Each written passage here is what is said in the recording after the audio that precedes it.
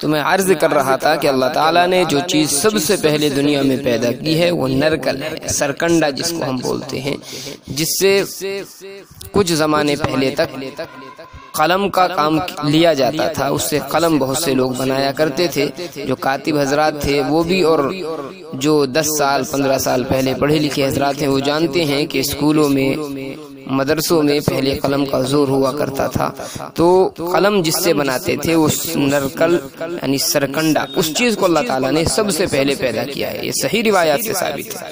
چنانچہ حضرت مجاہد رحمۃ اللہ علیہ یہ فرماتے ہیں کہ اللہ تعالیٰ نے اشیاء میں سب سے پہلے جو چیز پیدا کی ہے وہ نرکل، پھر اس نرکل سے قلم کو پیدا کیا، پھر حکم فرمایا کہ جو کچھ قیامت تک ہونے والا ہے اس کو میری قدرت اور القاء سے لکھ دے۔ یہ ابو شیخ صفحہ نمبر 211 پر ان کا یہ قول منقول ہے۔ اسی طریقے سے حضرت جبیر بن نفیر رضی اللہ تعالیٰ عنہ سے صحیح روایت ہے کہ جناب رسول اللہ صلی اللہ علیہ وسلم نے ارشاد فرمایا، ان اللہ عز وجل کان عرشہ علی الماء وانہ خلق القلم فكتب ما هو كائن ثم ان ذلك الكتاب سبح الله ومجده الف عام قبل ان يبدأ بخلق كل شيء من الخلق۔ فرماتے ہیں کہ اللہ تعالیٰ کا عرش پانی پر تھا، پھر اس نے قلم کو پیدا کیا تو اس نے وہ سب کچھ یعنی لوح محفوظ میں اللہ تعالیٰ کے حکم اور القاء سے لکھ ڈالا جو کچھ قیامت تک ہونے والا تھا۔